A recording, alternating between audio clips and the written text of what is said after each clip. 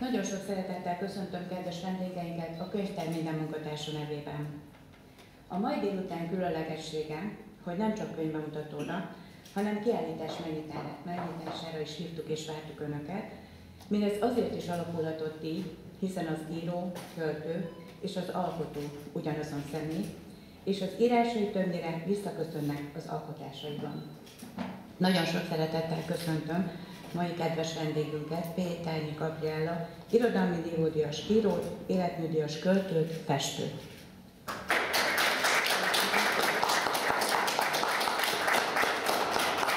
A mai délután Gabriella legújabb könyvét ismerhetjük meg, amelynek a címe is mutatom is, Friss hús címet kapta, és amely könyv sokrétűen közelíti meg a társadalmi problémákat, különleges eseményeket, napi örömöket és gondokat. De hogy mik is ezek a problémák, arra választ kaphatunk a könyv megismerésében, és ebben segít nekünk kedves kolléganőm, Dankóni Magyar Mária, aki Gabriella beszélgető partnere lesz.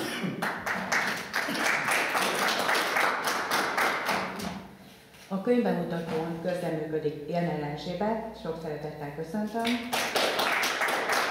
és Bartali Levente, szintén köszöntöm. Én ezzel át is adom a szót, Önöknek pedig nagyon kellemes időtöltést kívánok a délutánra.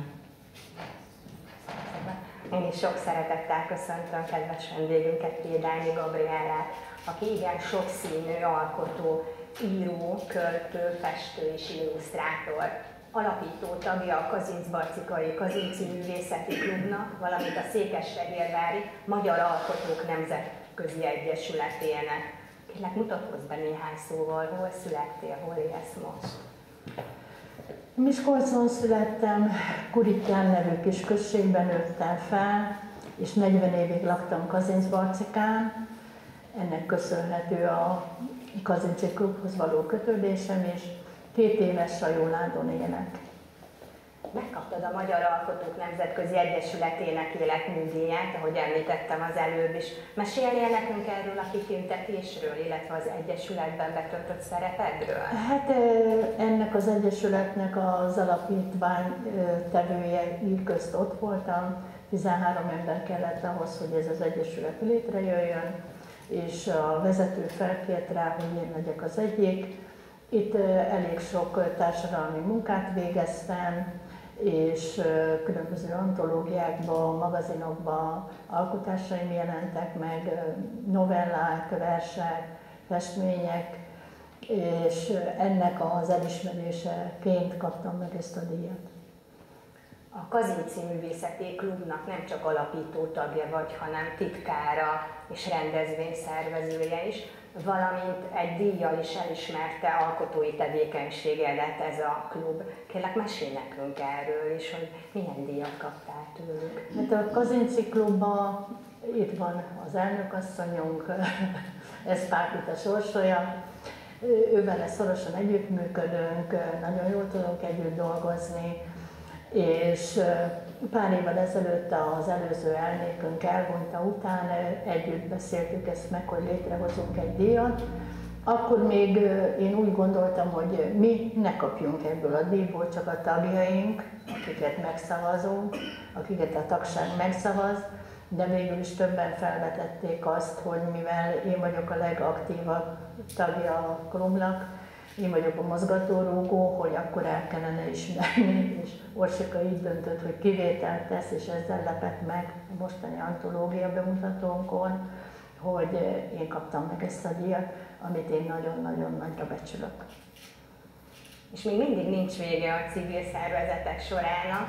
amiben te aktívan tevékenykedsz, mert hogy 2022-ben az egyik alapítványtevője voltál a budapesti székhelyű Hölgyszírom Alapítványnak is.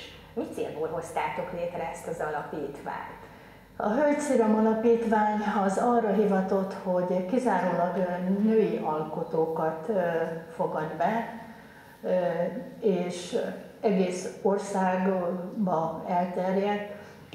Nagy kelete van annak, hogy az interneten felkerülnek alkotások, ott különböző csoportok jönnek létre, klubok alakulnak, és itt ez a csoportosulás úgy gondolta, hogy egy nívósabb csoport jöjjön létre, hogy ne csak ilyen kis igricek szólaljanak meg benne, hanem komolyabb alkotások kerüljenek bele, és egy magazin úgy jöjjön létre, hogy azért ne kelljen fizetnie sem annak, aki kapja a magazint, sem annak, akinek alkotása szerepel benne, mert sokan megélhetési bűnözők a művészvilágban, hogy kemény pénzeket szednek be azért, hogy egy-egy antológiába bekerüljen az alkotó, és ebből ők jó jövedelemre tesznek szert.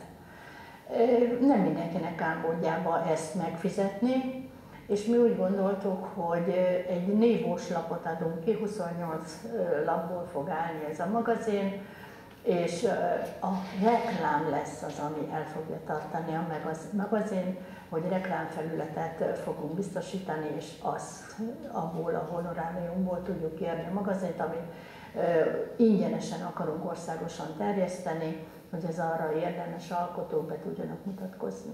Jól értettem, hogy akkor évente 28 alkalommal szeretnétek megjelentetni a magazint? Rosszul értettem? Nem, 28 lap. 28 fog állni a magazin. És hányszor gondoljátok, hogy megjelenjen? Hát legalább 4-szer szeretnénk.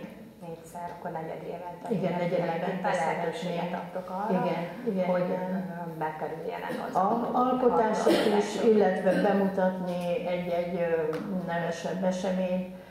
Például a legelső számban lehet, hogy ez az esemény is benne lesz. Tehát nem csak alkotások lesznek? Nem csak alkotások, hanem különböző események is, mert a pártfogás is célunk, hogy fiatalokat felkaroljunk, hátrányos helyzetű embereket támogassunk. Értem. Írsz verset, novellát, mesét is írsz, festesz is. Mit ragadtál először a kezedbe, a tollat, vagy az ecsetet? Az ecsetet. Az ecsetet? És ez mikor történt? Tulajdonképpen egész fiatal koromban, sőt gyermekkoromban is érdekelt minden művészeti ág, és mindenbe bele is kóstoltam, a szobrászattól kezdve a batikolásig sok minden felé.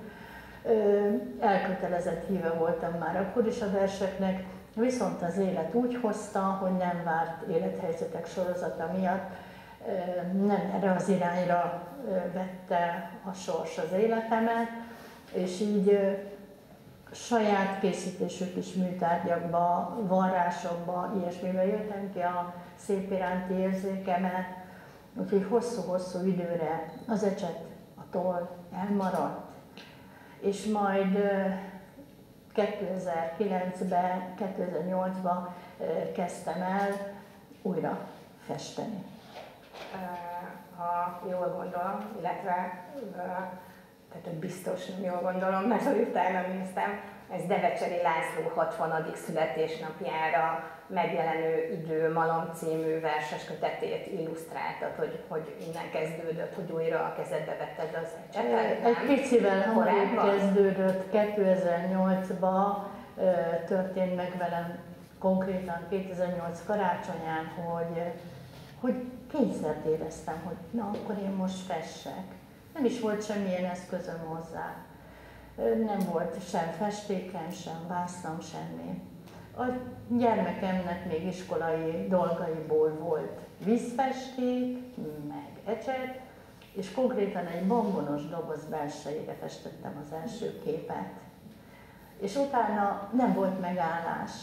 Aztán már igen, vásároltam vásznat, festéket, ecsetet, és próbálgattam többféle stílust, és ezek a képek egy interneten szerzett barátságban megkérdezte a Szombathely környékén élő barátnőm, hogy mi a hobbim, mit csinálok szívesen szabadidőmben.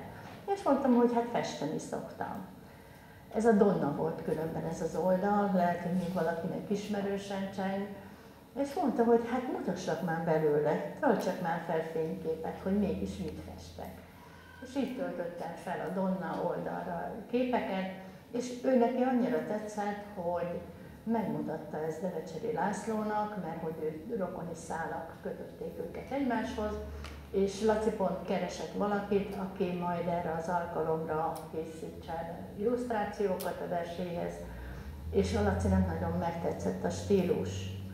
És így kerültünk mi kapcsolatba, és kért fel rá, hogy akkor illusztráljam neki ezt a kötetet, amit én örömmel elvállaltam. Kicsit félve persze, mert határidő volt, 2009-ben töltötte ő a 60. születésnapját, és volt rá körülbelül 3 hónapom, hogy megfessem a 60 vershez a 60 képet. De végül is ez 65 kép lett, mert voltak kétoldalas versek is, és akkor minden oldalhoz készült, illetve a borítóhoz is a mandaláját megfestettem, és aztán már nem volt megállás. Igen, ez így azért nagyon érdekes, hogy konkrétan előtte egy évvel vetted újra az ecsetet a kezedbe, és rá egy évre már egy ilyen hatalmas munkába vágtad a fejszét. Tehát, hogy ez ilyen nagyon nagy lépés volt, nem? Nagy kihívás volt, de már az első hetekben éreztem, hogy nem lesz gond, nem vállaltam túl magam, mert annyira megszólítottak Laci versei, hogy nagyon gyorsan haladtam a munkával. Még vártam a száradásra, addig már egy másik versben benne voltam, és már következő képet festettem.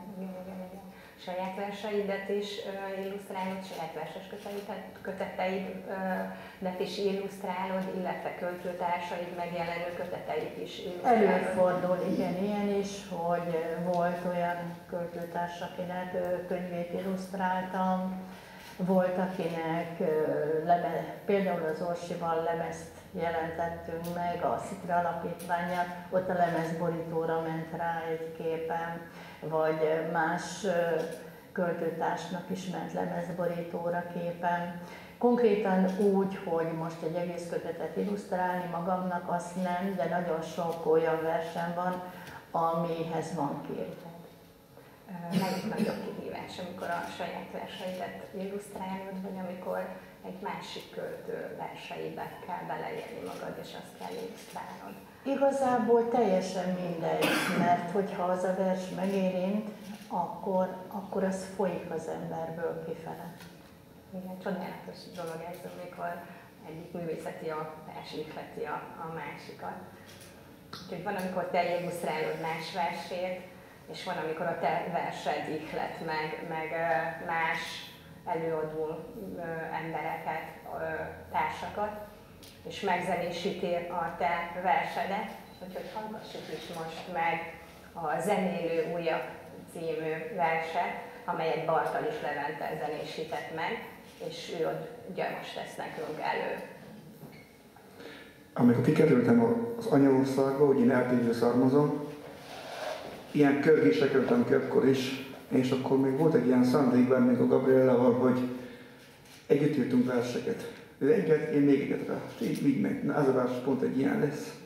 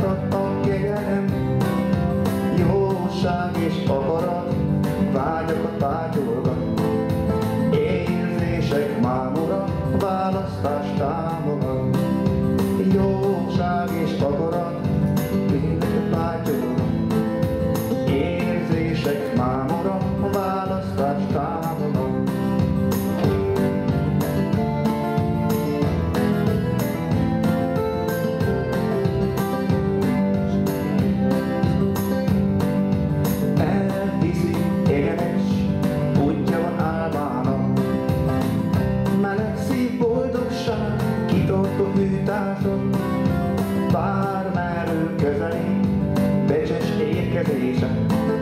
Szívében csengetjük muzsikál léptére, bár merül közelé becses ékezése.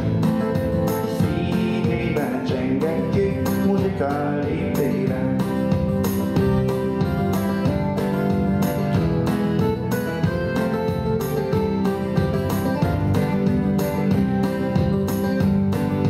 Remegő lélekkel mutatja a lánkot, rátalál, akire repesve áhított.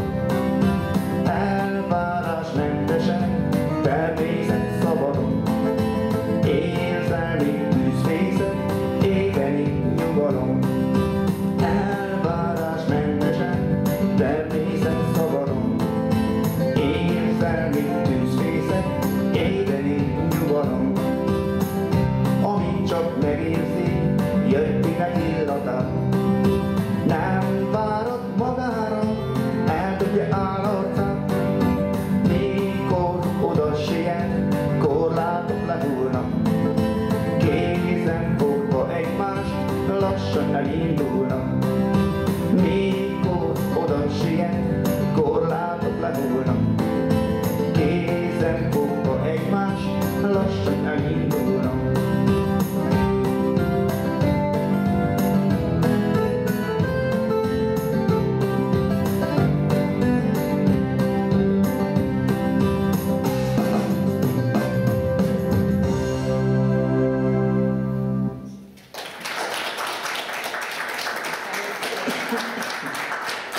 Tudjuk, hogy festeni kezdtél el először, és az ecsetet ragadtad először magadhoz, és aztán a tollat. De mit írtál először? Verseket vagy novellát? Verseket. Verseket? Főleg gyerekverseket. Az könnyebb egyébként? Nem semmiképpen, mert oktató jellegű gyerekverseim vannak főleg, és minden állatnak alaposan utána néztem az élet sajátosságaihoz, hogy ne legyen benne ferdítéstévedés. Igen. Hát, hogyha már itt tartunk, akkor pont a Hétszögletű erdő lakóiban vannak ilyen verses mesék is. Ezek is ilyen oktató jellegűek, ugye? Hát ezek emberekről szólnak, tulajdonképpen minden szereplőjét úgy formáztam meg, amilyen típusú ember ő. Ezek az emberek valamiért megfogtak engem, vagy a külsejük, vagy a belsejük, és akkor kértem, hogy mi a kedvenc állatuk. És így lett azonosítva mindenki egy állattal, és született a hét minden napjára egy mese. És mi volt az apropója, hogy elkezdtél írni gyerekeknek, vagy hogy ennek a verses mesés kötetnek a kiadásának volt valami apropója? Volt apropója, a keresztlányom babákat várt, ikreket, és első perctől olyan szoros volt köztünk a kötelék, hogy mihelyt már a picikékről tudtunk, hogy ők vannak, minden nap olvastam nekik mesét, akkor még Balogh József, Debecseri László mesét vagy verset. És ez végig egész terhesség alatt ez a mindennapos mese megtörtént. Amikor kórházban volt már nagypocakkal a keresztlányom, akkor a hasára tette a telefont és úgy közvetített a gyerekeknek. És milyen csoda, amikor a picik megszülettek, az én hangomat ismerték. Ez csodálatos dolog lehet. És így kezdődött el, hogy aztán már ő nekik kezdtem el írni. Úgyhogy ez a könyv, ez már hiába, hogy nem olyan régen került napvilágra, de már akkor kezdődött 12 évvel ezelőtt. Tényleg csodálatos dolog. Megjelent 2 verses köteted is. Először a Béka lesz az Ebi halból, ez gyerekeknek írtad inkább. Igen. Így van. És aztán a második a Láng fellobban, ami már egy válogató kötet, egy válogatás. Igen. Hogy születnek meg ezek a versek? Tehát, hogy mi kell ahhoz, hogy nagyon kikívánkozzon belőled egy vers? Valami mindenképp megérinti az ember lelkét, vagy a saját életemben történik olyan, amit kikívánkozik. De engem a mások élete is meg tud rázni, rendíteni, hogyha jó barátoktól, rokonoktól kapok olyan impulzust, akkor én abban is bele tudom magam élni, és azt is meg tudom fogalmazni, kiírni magamból. Szeretném most felkérni Illár Erzsébetet, hogy megzenésítette ő is egy versedet, hogy hallgassuk most meg tőle az Álmodó lázadó című verset.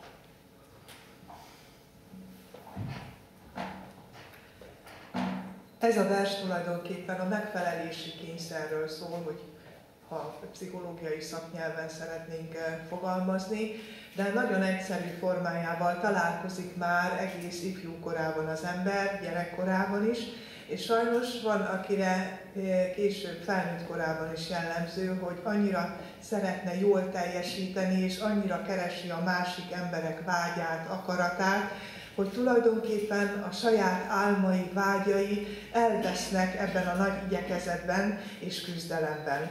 Ezért ragadott meg nagyon Gabikának ez a verse, amit megzenésítettem, és fogadják szeretettel az Álmodó lázadót.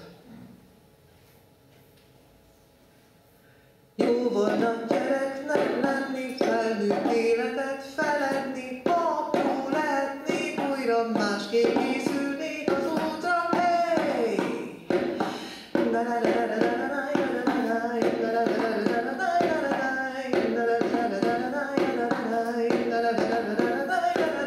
Szót többé sosem fogadnék, örökkön lázadó volnék, mások álma, az más vágya, másik ember boldogsága, hey!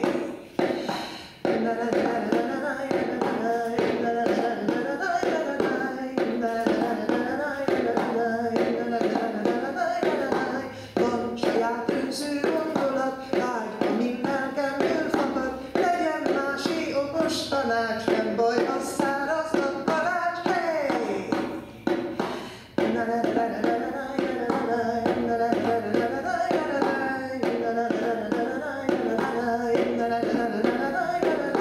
Kezem most bilincs, megérzem rideg erőszak a létem, csak még egyszer legyen erős, nem leszek többé mesehős,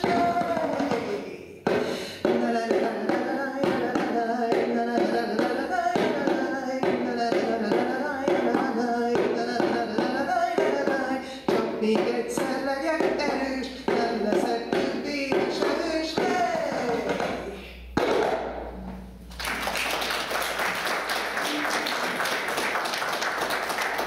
El is jutottunk a novelláidhoz, ebből is 2 önálló köteted jelent már meg. A Zöld tej az első, és amit most bemutatunk, az a Friss hús, amely 2023-ban, tavaly jelent meg.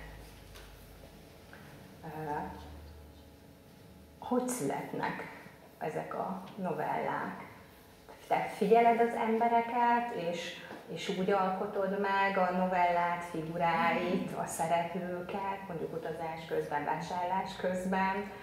Vannak saját tapasztalaton alapuló, saját élmények, a családból vett történetek, anekdóták, vagy valaki mástól hallott dolgok, hogy születnek meg? Hát hozzáadnám, hogy a téma az utcánhever, de ettől azért összetettek. Megtalálnak emberek a maguk történetével. Olyan történetekkel, amik megráznak, amik kapnak alá emberek, sőt, kifejezetten ebben a könyvben van olyan történet is,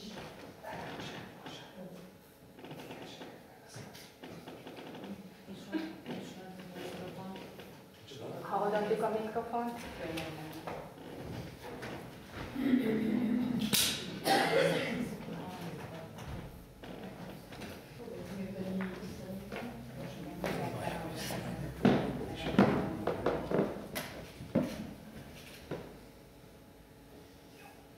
Szóval megtalálnak emberek a maguk történetével.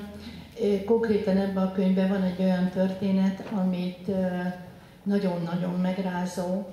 A lektorom nem tudta lektorálni a történetet, mert állandóan elsírta magát. de korán sem ilyen tragikus ez a könyv. Vannak benne vicces történetek, amin jókat lehet kacagni, van benne szép romantika, és ez a hölgy, aki szerette volna ezt a történetet országvilággá kürtölni tulajdonképpen, mert a gyermekmolesztálás egy olyan dolog, amit soha nem hever ki a gyermek. Hiába nő fel, hiába pszichológus, orvos, bármi, nincs az a terápia, amivel meg nem történtél lehetne tenni. És még mai napig előfordul a családon belüli erőszak és a gyermekmolesztálás, amit elhallgatnak. Szőnyeg alá söpörnek, ok nélkül, szégyenérzetből, vagy valakit fedezni akarnak, és ez nagyon nem helyes, hogy felmentenek pedofília után embereket, és erre szerettem volna a figyelmet felhívni, nem egy történet, erről szól.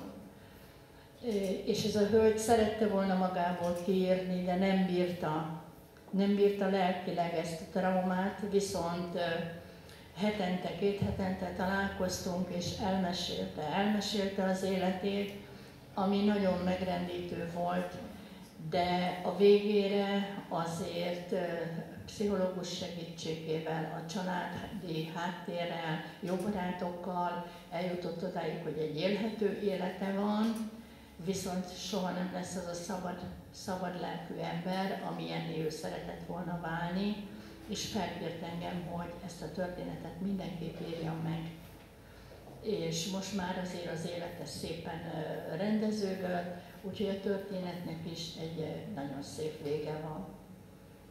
A Margitta elleni novelládról meséltél most, ebből egy részletet is hoztunk, úgyhogy szeretném megkérni Erzsébetet, hogy olvassa fel ezt a részletet nekünk.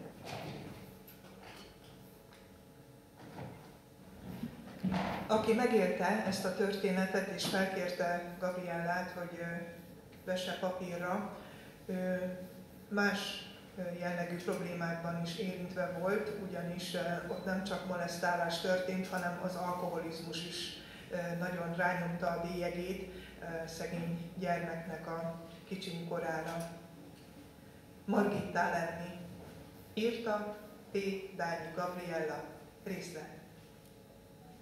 Minden este álomba sírtam magam, hiányzott az anyukám. Nagyanya rideg volt velem és az öcsémmel.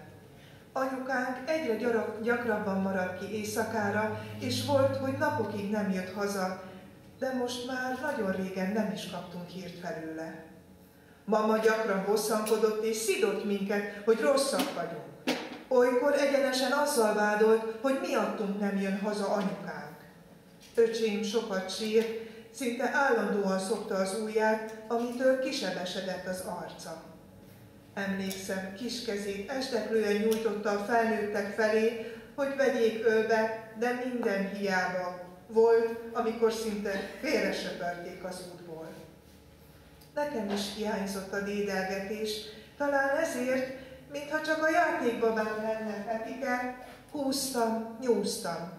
Próbáltam ölbevenni, babusgatni, de alig voltam nagyobb nála, hiszen még én is alig múltam 4 éves. Egy reggel még a szokottnál is idegesebb és szótlanabb volt nagyanyám, szinte sütött belőle a harag. Napok óta mondogatta, megyek majd óvodába, és ott milyen jó lesz nekem. Sok gyerekkel játszhatok, és rengeteg játékkal.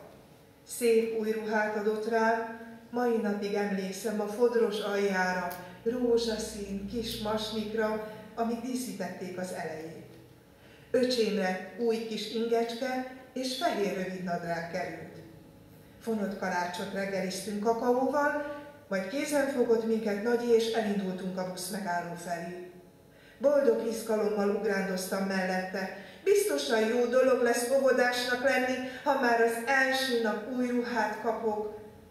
Buszra szálltunk, Nagyi az ölébe vette Péterkét, én meg úgy nagylányosan feszítettem mellette az ülésen. Élményszámba ment a buszocskázás is, hiszen nem igazán jártunk mi addig sehová. Amikor leszálltunk a buszról, Nagyi egyre idegesebb lett, és számomra érthetetlen dolgokról beszélt. Mancikám, kicsi lányom, vigyázz az öcsédre, ne hagyd, hogy bántsák, vagy csúfolják. Nem értettem, miért mond ilyeneket, ezért megkérdeztem. Akkor most Petike is óvodás lesz? Ő is elég nagy már hozzá? Nem baj, hogy néha bepisír? Nagyanyám idegességét megérezve, már nem volt olyan felhőtlen a boldogságom, szorongani kezdtem. Nagyik csak sorolta tovább. Szépen egyetek, amikor kínálnak, nincs olyan, hogy nem szeretem, meg kell előkóstolni mindent. Lefekvés után csendben várjátok az álomvalót. Hideg zuhanyként ért a felismerés, hogy aludnunk is kell az óvodában. Lassan odaértünk egy zöldre festett, magas vaskerítéshez. A kapuk zárva voltak, Nagyi csengetett, és nem sokára egy két egyenruhás ember jött ajtót nyitni. Utólag már tudom, ő a portás volt, de akkor azt hittem rendőr, vagy egy még nagyobb hatalom, és félelmetesnek találtam. Igazolnia kellett magát mamának, és útbaigazítást nyújtott az egyenruhás. Hatalmas kastély felé vettük az irányt, törpe tuják és szépséges rózsafák között haladtunk az apró díszkavicson. A bejárat itt is zárva volt, Nagyi kopogtat, majd csengetett. Kisvártatva fehérköpenyes, piros arcú, mosolygós néni nyitott ajtót. Nagyanyám zavartan topogott és mutatkozott be. Zavarodottságára kedélyes válasz jött. Isten hozta önöket, az irodában néhány nyomtatvány aláírása után a fertőtlenítőbe kísérik a gyerekeket. Oda még el lehet kísérni őket, aztán rövid búcsúzkodás után bekerülnek a csoportokba. A papírok aláírása után felállt mama, és azt mondta, jobb lesz, ha nem nyújtjuk el a búcsúzkodást. Én inkább megyek. Ezzel odalépett öcsémhez, megsimogatta szőke buksiját, majd odalépett hozzám, és egy pillanatra magához ölelt. Gyors léptekkel az ajtónál termett, onnan szólt vissza, köszönök mindent, viszontlátásra, és elviharzott. Petike elpityeredett, és én sem álltam messze tőle. Ismét nyílt az ajtó, egy zöldköpenyes, fehér sapkás, szigorú tekintetű néni közeledett felénk mosolyogva, és nyújtotta kezét, felszólított minket, tartsunk vele. Fekete-fehér kockás kövön lépegettünk, azaz Petikét a végén már szinte vonszolni kellett. Egyre hevesebben zokogott, ismét a megszokottnál nagyobb ajtónál találtuk magunkat, belépve sok-sok fürdőjáték vonta el az öcsém figyelmét, és sírásra is alábbhagyott rövid időre. A néni felszólított minket, vetkőzzünk le, mert pancsizni fogunk. De hiszen még nincs is este, ellenkeztem. Ne félj, nem kell még lefeküdni, aludni, csak a fertőzések elkerülése véget fürödtök meg. Kaptok majd új ruhákat. Na ne, ezt már ne tessék! Ma reggel kaptam ezt a szép új ruhát, és már is el akarják venni tőlem. Toppantottam a lábammal, és szabad folyást engedtem könnyeimnek. Ne sírj, kis butós, vissza fogod kapni a ruhácskádat mosás után.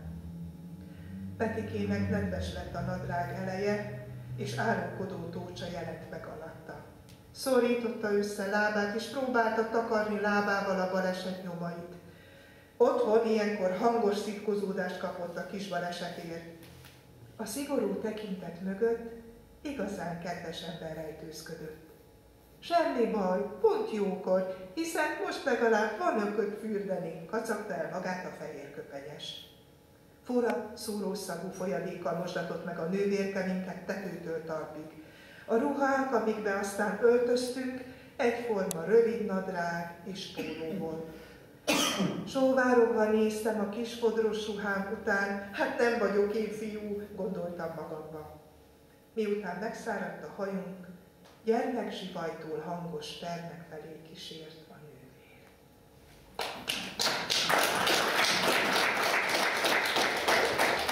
Köszönjük szépen! Ezt a novellás kötetedet is illusztráltad, és úgy írsz a fülszövegben, hogy a történetek előtt a betűk nászához lélekgrafikáimmal hangolom a tisztelt olvasót, amelyekhez kívánok jó szórakozást. Mi olvasók köszönjük szépen ezt a finom hangolást, A Biodió című novella illusztrációja például majd a kiállításon is megtekinthető lesz, de hogy mutatom itt is. És ezt hát igen, ebből fekete-fehérbe kerültek be a képek, de ez mind színes tollrajz. Itt egy kivételt tettem, ezek nem festmények, nem grafikák, hanem színes tollrajzok. Gyönyörűek egyébként, tényleg ráhangolódunk a novellákra, és ezt a történetet hoztad még most el bemutatni a novellás kötetből. Ez egy nagyon vicces, mókás történet. Ez valóságon alapul, valakitől hallottad, veled történt meg, családi anekdóta. Ennek mi a történet ennek a novellának? Igen, ez ellensúlyozás a tragikus hangvételű novelláknak. Mondom, igyekeztem úgy váltogatni a témákat, hogy legyen benne vidám, legyen benne romantikus. És ez a történet, ez igaz. Különben a könyvnek a körülbelül 75%-a nem fikció, nem légből kapott, nincs ennyire jó fantáziám, csak a valóságban esetleg egy kicsit kiszínezve. Ez a történet pedig az én saját történetem. Én voltam a rendetlen rossz kislány, aki elindította ezt a kis kalandot. Elmesélnéd nekünk ezt a történetet röviden? Hát röviden el tudom mesélni. A történet az volt, hogy kamasz lány voltam, és szórakozni jártunk bálokba, 5 órai tejákra, akkor még az volt a divat, és voltak fiú barátaink, akik hát messziről jöttek. Mi Kurityánba éltünk, ők Kazincbarcikáról jöttek, nagyon jó bulik voltak Kurityánba, az Edda együttes járt ki bálokat tartani. És ezért ők hajlamosak voltak gyalogolni, nem mindig volt busz. Ugye, amikor már vége lett a bulinak, nem volt busz. És itt 2 barátom azt kérte, hogy hagyaludjanak ők a nyári konyhánkba. És addig kérleltek, hogy mondom, mit van veszíteni való, hát akkor jó, ott van benne a kulcs, menjetek be, és akkor majd reggel, ha megy a busz, menjetek haza szépen. És itt kezdődtek a bonyodalmak, majd a történetben megvan, nagyon mókás, vicces történet az egész, hogy ővelük mi történt ott az éjszaka legle alatt, meg aztán mi történt, hogy mikor mentek haza, mert még a hazaútjuk is elég kalandosra sikerült, mert végül hiába a buszra szálltak. Csak gyalog kellett nekik hazamenni reggel is, úgyhogy hazamenhettek volna éjszaka is, de ez így történt, és eltelt 40 év, ezután, közel 40 év ezután az esemény után. Erről senki nem szerzett tudomást. Ezt csak a 2 fiú tudta és én, hogy ők ott aludtak, és hogy reggel hogy ugrottak ki az ablakon, mikor apukám ment fát vágni, és ők frászt kaptak, hogy mi történik ott a szomszédban. És a történet úgy folytatódott, hogy 30x év után az én nővérem pultos volt egy kocsmába. És az egyik fiú oda rendszeresen járt. Fiú, hát felnőtt ember, de még akkor fiú volt. És jó barátságba kerültek, és nagyon sokat anekdotázott, mesélt az életéről, és így került sorra, hogy ő, mikor megtudta, hogy a nővérem Kurityán, elmondta, hogy hát ő neki volt Kurityánban egy olyan kalandja, hogy ő oda nem kívánkozott soha többet vissza. És akkor megkérdezte a nővérem, hát mégis mi volt ez, mi történt? És akkor ő mondta, hogy hát tudod, ismertette a tanácselnök lányát. Erre már nagyra nyitotta a nővérem a szemét, hogy tessék, van, én vagyok a tanácselnök lánya. És akkor mondta a Laci neki, hogy hát de volt te neked egy húgod is.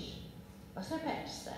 És akkor így mesélte elő a történetet, és jött aztán a nővérem hozzánk, és nagy szemekkel mondta, hogy ezt hát ismered te X Laci? Hát valamikor ismertem, már nem láttam nagyon sok évtizede, és akkor mondja, hogy és ez valóban megtörtént. A mi nyári konyhánkban héderelt 2 barcikai fiú. És én is nagy szemekkel néztem, és mondtam, hogy igen. És ebből született meg ez a Biodió kicsi köze van a bióhoz a történet. Hogy konkrétan lebuktál a lányok előtt, mert hogy te ott nem nagyon akartad őket elengedni sokáig kimenőre, vagy ezt kiszínezted? Ez már fikció, nekem fiam van. Neked fiad van. Tehát akkor ez kis... És nem buktál le konkrétan senki előtt, tehát hogy 4 szem közt történt a beszélgetés. Nem, én senki előtt nem buktál le. Ez volt benne a fikció. Hát ebből is hoztunk egy részletet, és kérném Erzsébetet, hogy olvassa fel nekünk. Amivel kapcsolatban most Gabika egy pár grifás gondolatot megosztott, ez a Biodió című történetnek a másik fele. Én szándékosan az első felét választottam, így egy kicsit szélesebb palettából válogathatnak a kedves hallgatók. Pédányi Gabriella, Biodió részlet. Pisti meg Laci egy jó buli kedvéért bárhová elindultak. Azt sem bánták, ha hazafelé már gyalog kell menni. Akkoriban még nem voltak taxik, csak a nagyvárosokban. Ők egy kisvárosban éltek, ahol jól ismerték a 2 dörzsölt vagányt. A városi lányokban méltó ellenfélre találtak, bizony a hírük miatt senki nem vette őket már komolyan. Már az általános iskolában nagy lókötők voltak, és ez a kifejezés valóban illet rájuk. A 7. osztály utáni nyári szünetben már igencsak nagyfiúnak érezték magukat, és a serdülőkorra jól jellemző indulatosság is munkált bennük. A játszótérre már cikinek érezték elmenni, így a ház előtti rózsafákkal övezett zöld gyepen fociztak idejük nagy részében. Többen jelezték, hogy legyenek halkabban, és a ház falára ne rúgdossák a labdát, mert vannak kisbabák, és van, aki éjszakás, így pihenni szeretne. Amikor valaki rájuk szólt, egy darabig visszafogták magukat, de ahogy belemelegedtek a játékba, egyre hangosabbak lettek. Egy idő múlva hozzászoktak az ott lakók a labdapufogáshoz és a visítozáshoz, kivéve egy morgós idős urat. Feri bácsi senkivel nem volt jóban, mindenkire volt valami epés megjegyzése. Nem volt ő embergyűlölő, csupán beteg ember, akinek elég volt viselnie sorsát. Feri bácsi egyre haragosabb lett, és amikor hiába szólt ki az ablakon harmadszor is, úgy gondolta, megfegyelmezi őket. Egy laborba hideg vizet engedett, és a 2. emelet erkélyéről jó kihajolva nyakon öntötte, akit ért. A felhevült testeket sokkolta a hirtelen érkező hideg zuhany. Amikor feltekintettek, látták, hogy kiküldte rájuk az áldást. Azonnal bosszút esküdtek ellene. Aznap már nem is fociztak, beültek az egyik lépcsőház hűvösen pincéjébe. Azon agyaltak, miként leckéztethetnék meg Feri bácsit. Vadabbnál vadabb ötletekkel álltak elő, mire összeállt a terv. A lakótelep egy nagy... Nézd meg azt a folyamatot, egy 5 éves kisfiú mondta, amikor az apukája egyfolytában rászólt, hogy ne szaladgálj már, ülj már le, hagyd már abba, fejezd már be, és azt mondta, hogy apa, én egy valamit nem értek. Amikor még picike gyerek voltam, akkor mindenki örült meg tapsolt, mikor elengedtem az asztal szélét, és egyet léptem feléd. Most végre tudok szaladni, most meg azt mondjátok, hogy üljek le. Hol ebben a logika? Ugye? És milyen egy jól nevelt gyerek? Az én gyerekem jól nevelt. Tényleg, és az mit jelent? Hát, ha leültetem ide a színpadra, egy óra múlva ott van.